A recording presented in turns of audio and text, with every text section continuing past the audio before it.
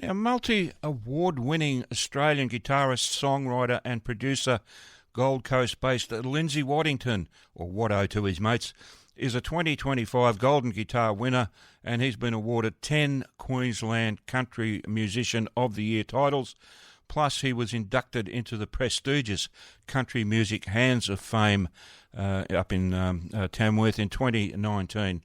Across 13 solo albums to date and numerous collaborations, Lindsay's work blends technical brilliance with heartfelt storytelling, earning national chart success and the respect of peers worldwide.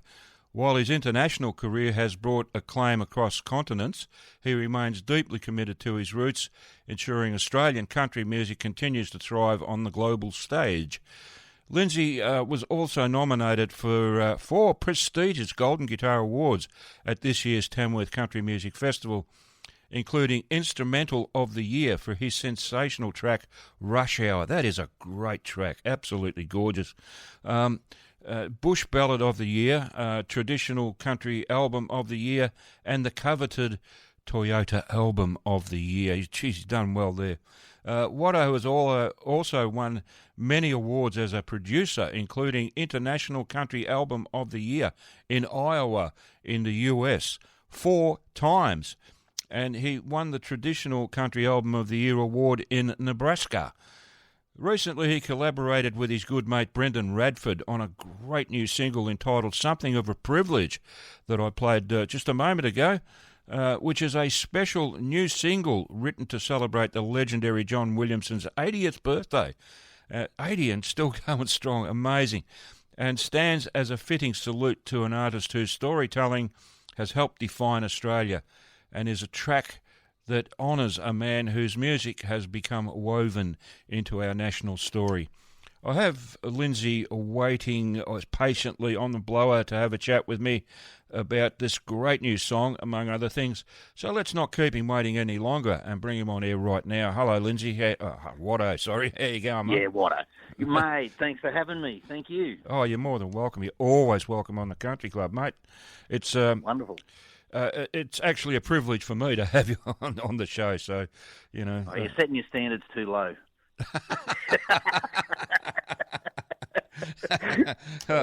I'm renowned for my low standards, mate. Oh, brothers. I love it. Oh, dear. All righty. So, anyway, look, before I crack up any further, tell us the story behind Something of a Privilege. When did you and Brendan decide to create it, and how did you guys go about it? Well, yeah, great question. Actually, as people would probably know, follow my socials and my journey over my life, in the last so many years, I've been able to record the legend himself, John Williamson, and I've worked with some wonderful artists. And JW coming to the studio as a young engineer, producer, studio is just sensational, and I've learned so much there. But we've actually become really good mates. I class him as one of my best mates. We send way too much rubbish to each other and jokes and memes and talk, but just love the bloke. Him and Meg, they're great people. So when it came to their 80th birthday and we were lucky enough to get an invite to it, I said to Regan, what do you buy a bloke? It's 80, achieved everything, owns everything he wants, can just, what do you get him? And I thought, bugger it, I might write him a song. And, it sort of, once I sort of put my mind to it, to be fair, it sort of come out I just made it as though it was a conversation with him sitting beside me, and I was looking at him, and it's sort of my story, like, when I grew up in school, Old Man Emu was in the curriculum, and it was one of the songs, and Rip Rip Wood Chip then later in life to come in the curriculum, that sort of thing. And True Blue we grew up with, being a sportsman, playing cricket and things like myself, so True Blue was always around it. But then spending a lot of time with JW, I wrote it from that and put it together, and I started putting some beds down and doing that. And then Brendan, who's a really good mate of mine, love him to bits. He's a great talent. He actually does guitar work with John on tours, like playing in his band and that as well. Right. And Brendan was down at the studio working on something else. And I said, mate, I've got a little bit of a song here. Do you want to check it out? I could squeeze you in on the second verse and add a bit of guitar and a bit of harp and that, which he plays well, and I said, and we could make it a duet, and it's a gift for JW for his 80th birthday. And he said, mate, and it was really kind. Breno said, "What a great song." He said, "I'd be honoured." So Breno jumped in on it, and we spent the rest of the afternoon on it, getting his parts and putting it all together. I sent it off and got it mastered, and I thought, if you're going to do it, you may as well do it right, with no intentions of anything but being a birthday present. Okay. And I sent it to JW, and you wouldn't believe it, but his birthday, mate, was on the same day as Brendan and I were doing the Mergen Country Muster. Okay. And so Breno and I were both out there. I was an artist and Breno was in the band. So I said, "Oh, mate, I've sent it to the old fella." And this was like about 8 o'clock in the morning, and we heard nothing. And Breno says to me, "Heard anything yet?" And I said, "No." And about an hour later, he said, "Heard anything yet?" And I said, "No." And I started to worry. I said, "Mate, this was all exciting, and now it's, what if he thinks it's a pile of crap?" You know what I mean? And because he's written so many hits himself. Yeah. And he rang about 1 o'clock or 2 o'clock in the afternoon, let me hang for about 4 or 5 hours. And, okay. And then Reegs said, when I got off stage, Reegs said, "JW's been trying to ring you." And I said, "Oh, okay." So I went outside, and mate, it was so beautiful. He just said, "Mate, I don't know what to say." He said, "It's you've sort of, to me, you've just, yeah." He said, "What a beautiful thing." And it was a little bit later. He said to me, he rang back and said, "I've played it to Meg. She got teary. I've played it to my girls, teary. It's too good a song to be a funeral song, because that'll be the only other time it'll get played if that's what you want to do." And he said, "You should release it, and you have the family blessing, my blessing. We love it." And so I talked to Breno, and I said, "Mate, I'm gonna donate it to Variety Bash, because I thought, being a birthday present, we didn't want to make money out of the old fella, like he's a mate, and it was a birthday present. So him and Meg do a lot for Variety, and they've always put a bash car in. And so if you go to my website and you download, it's a minimum $1.70. We've had people pay up to $2,000 for it, for the song. Because every dollar goes to John and Meg's Variety Bash car to Variety for the kids. Good stuff. So, and we're donating to there. So we still make nothing out of it, but it's going to do something special in another light now. Yep. And that's pretty exciting. And Meg and John, we've had, you shouldn't say it, but we've had people pay up to $1,000, $500. But, there's still people paying $1.70, and that's just as important and just as kind and just as great as what the big ones are. It's beautiful. Yeah, it is. That is an amazing story, Watto. I've got to tell you. That's it's really, it's touching, I've got to say, Thank you. And it's heartwarming, really is. I should actually say too, sorry mate, also Simon McLean from Simon Art. Okay. He is an incredible artist. He did the FJ and all that on the front of John's last album, How Many Songs? Right. And he actually did the artwork, and it's beautiful. It's John coming out of Uluru in sepia, and it's so special. And that original piece of artwork, John signed it, I've signed it, and Breno's coming down to sign it. It'll be framed, and that will be auctioned, and Simon has donated that money to go to Variety as well. So, that's great. Sketch. Yeah, good on him. Yeah, absolutely. Good on you all for putting all that together. That's, kudos to all of you guys because, as you say, JW, as you call him, he's an icon, and he's such an influential artist, for Australian musicians, Well, the thing I've loved about my journey with him is you're always trying to think of different songs to write about different places. Mm. And the rotten bugger's written them. I say to him, I'm thinking about writing a song about this. And he said, "Oh, yeah, that's on my second album, blah, blah, blah." And I go and look at it and go, "Oh, he's already written it." It's like, go away. Oh, that's gold. I love it. Yeah. Oh, it's incredible. Yeah, no surprise, though, I've got to tell you.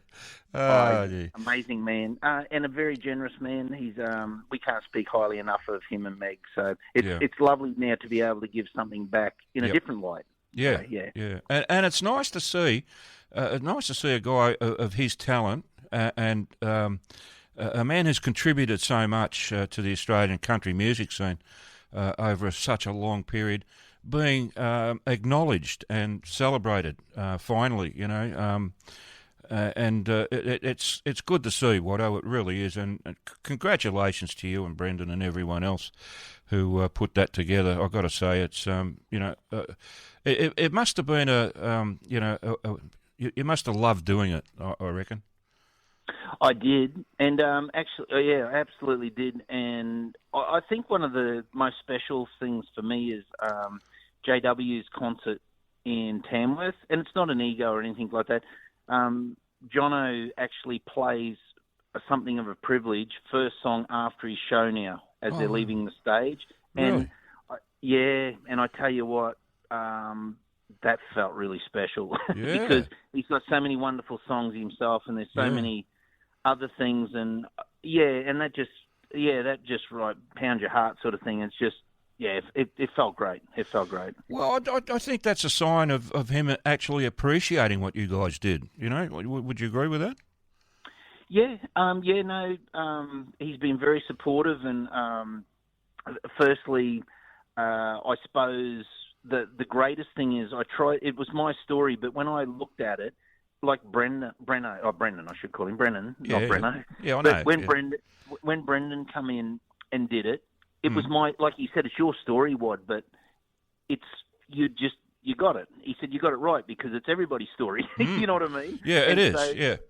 Yeah, and I think that's been the most encouraging thing for me is like people are saying, oh, yeah, the part about sitting on the classroom floors thinking we could sing, or, from Mallee to the Rock, we went to Ayers Rock, or, you're making postcards through your music. And they're saying, well, we heard his songs and we grew up with him. We finally went to Ayers Rock and looked at it, or Uluru, and it's like, oh, that's what he's been singing about. And, it's like that. It's, he's been, and then like through the glory and through Noddy's music, True Blue, you lose a grand final, whether it's at your local cricket club in Proserpine or whether it's the Ashes in England or in Australia. It's, or he goes and sings it for, at the Adelaide Oval, and it's to bring people together. I can't say enough. He's really been an amazing part of my life, and very blessed to have him, and we all are, because his songs can help us through good times, bad times, fun times. Yeah, absolutely. Yeah, look, you can't speak highly enough of the guy. One of our presenters here, a good mate of mine, Steve Mann, he does a show called 100% Aussie. He just plays Aussie tracks, not country necessarily, but he always finishes the show with a country song, but the rest is all different types of Aussie music. But the theme song for his show is. I've lost it now. the one you were talking about. Anyway, it doesn't matter. But True Blue. Yeah, True Blue. Sorry, True Blue. That's he's picked that as his theme song for his show.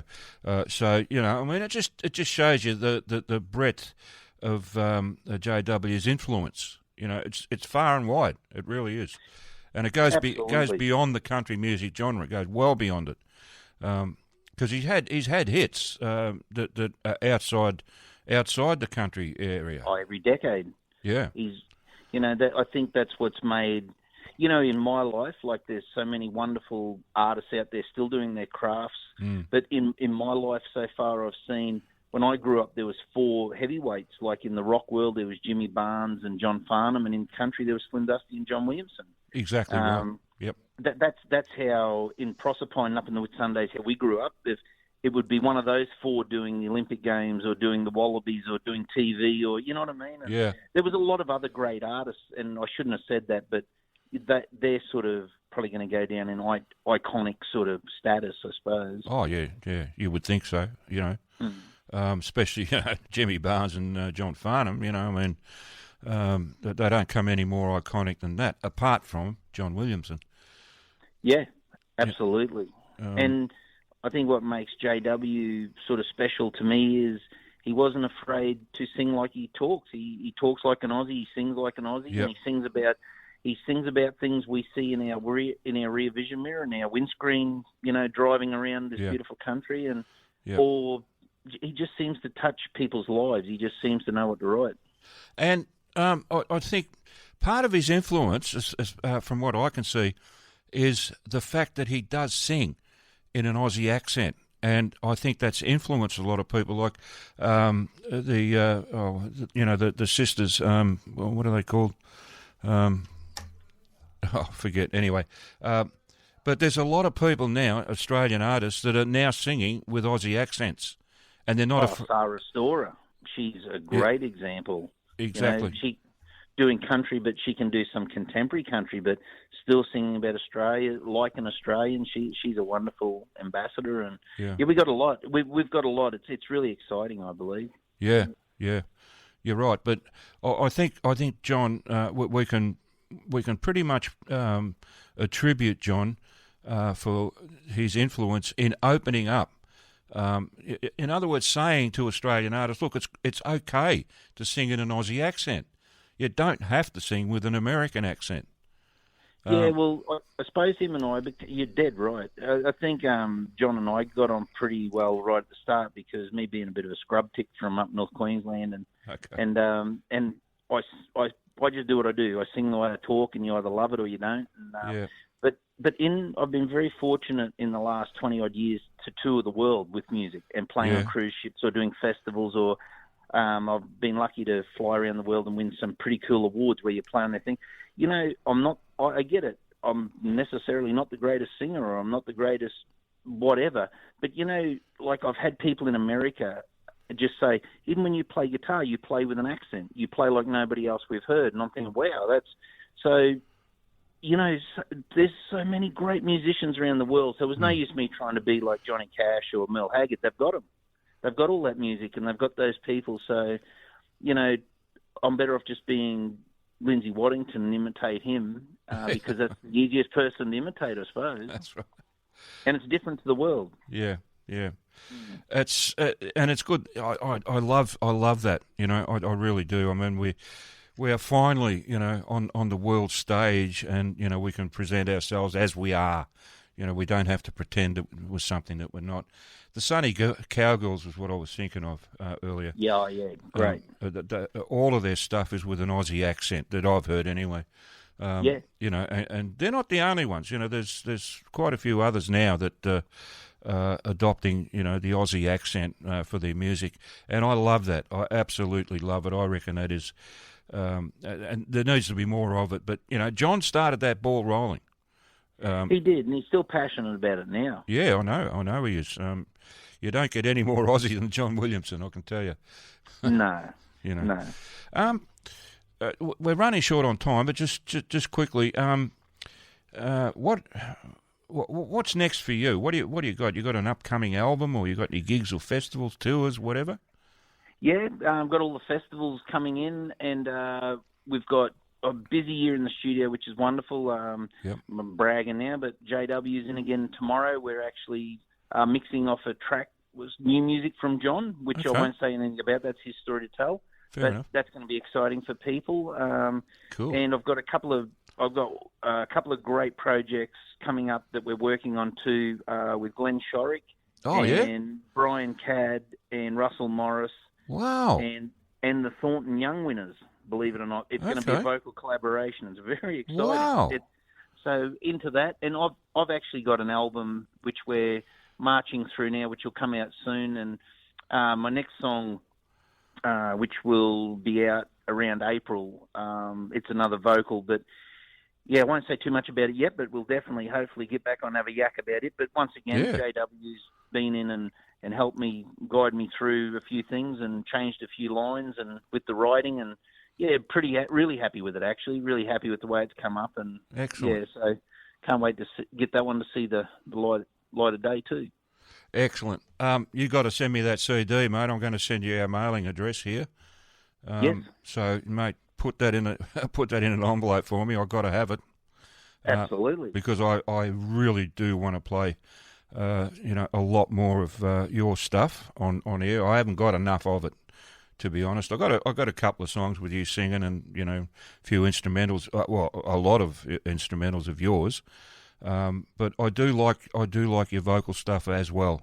So if I can have a CD of yours that I can rip stuff off, beautiful. I'm happy. Absolutely, and we might even be able to do a bit of competition. First one to ring him when the album comes out, they can win one. We'll donate one to the station for you. There you go. Oh, that'd be great. That'd be great. Mate, I would love that. That's so good. Thank you. Very generous of you, mate. Too easy. All right. So, look, thank you, Watto, for taking the time to have this chat with me on your Sunday afternoon.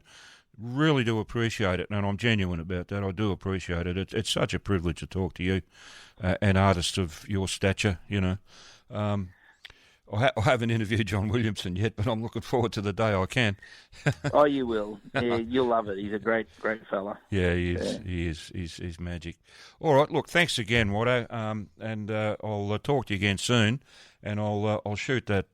I'll text you the address and all that sort of stuff later in the afternoon when I knock off. But take care of yourself. Look after yourself, and all the best to you.